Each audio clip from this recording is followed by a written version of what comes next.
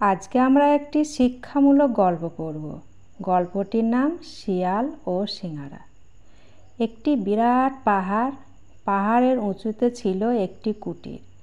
সেখানে বাস করত এক গেরস্থ আর তার বউ। একদিন গেরস্থের বউ 3টি সিংহারা তৈরি করলো। একটি বড়, একটি মাঝারি আর একটি ছোট। 3টি সিংহারা ভালো করে ভেজে গিন্নি সেগুলো রেখে দিল জানালার ধারে মিটশেপের ওপর একটি বার কষে। 3টি সিংহারার মধ্যে ছোটটি ছিল খুবই চালাক। কড়াইয়ের কড়া ভাজায় তার মেজাজটাও হয়ে উঠেছিল তিরিক্ষি। গায়ের রঙটা ছিল বাদামি, লোভনীয় ঘ্রাণ ছুটছিল তার শরীর থেকে।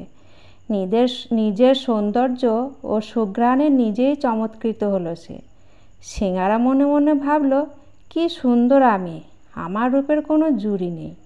আমার পক্ষে বার কষে শুয়ে থাকা এবং অচিরে মানুষের পেটে যাওয়া উচিত নয়।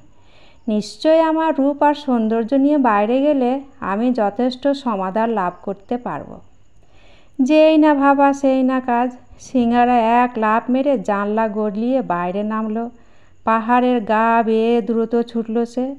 হ্যাঁ, খুব দ্রুত এসেছি, আমার কোনো ত্রুটি হয়নি। আনন্দে নেচে উঠল তার মন। পাহাড়ের পাদদেশে আঁকা বাঁকা পথ বেয়ে খানিকটা এগিয়ে গেল সে। সামনেই পড়ল একটা ছোট্ট নদী। নদীর ওপারে যাওয়ার কৌশল খুঁজল সিংহারা। তখন পাশের পথ দিয়ে হেঁটে যাচ্ছিল এক শিয়াল। সিংহারা ভাবল, ওকেই জিজ্ঞেস করা যাক না নদী পারাপারের কথা। আগু পিছু না ভেবেই সিংহারা ডাকলো শিয়ালকে।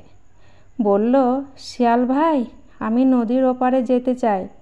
ধূর্ত শিয়াল খানিকটা কেশে পুরোপুরি ভালো মানুষের ভাব দেখালো। তারপর ভেবেচিন্তে বলল, এই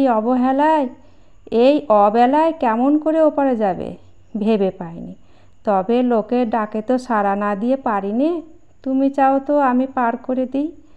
সিংহারা কি যেন একটু ভাবল। তারপর বলল, আমি তো যেতেই চাই ভাই, কোনো বিপদ হবে না তো? কি যে বলো বাপু, মানুষের উপকার করে করে বুড়ো হয়ে গেলাম। তুমি চাও তো এক্ষুনি পার করে দিই। একগাল হাসল শিয়াল। শিয়ালের কথায় রাজি হলো সিংহারা।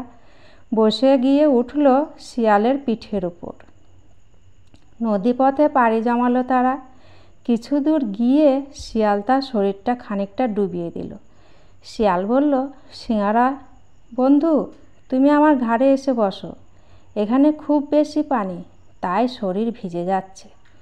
সিংহারা শিয়ালের কথায় তার ঘাড়ের ওপর গিয়ে বসল। ভাবল, যাক, বাঁচা গেল। খানিকটা এগিয়ে শিয়াল করল কি, তার ঘাড়ও পানিতে ডুবিয়ে দিল। ভয় পেয়ে গেল সিংহারা। শিয়াল বলল, এখানে পানি খুব বেশি, তাই ডুবে যাচ্ছি। তুমি আমার মাথার ওপরে বসো। সিংহারা শিয়ালের মাথায় গিয়ে বসল।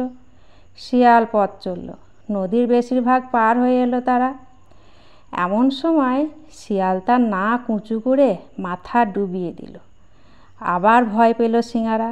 শিয়াল তাকে অভয় দিয়ে বলল, এখানে আরও গভীর পানি, তুমি আমার নাকের ডগায় বসো, না হলে ডুবে যাবে। সিংহারা নাকের ডগায় বসল। কিছুক্ষণের মধ্যেই তারা নদীর কিনারে এসে গেল। প্রিয় দোস্ত, এবারে তুমি আমার পেটে এসো। এই বলে শিয়াল সিংহারাকে খপ করে কামড়ে ধরল। নদীর কূলে এসে সিংহারার আর কোনো চিহ্ন পাওয়া গেল না। চাটুকারের কথায় পড়লে এভাবেই মরতে হয়।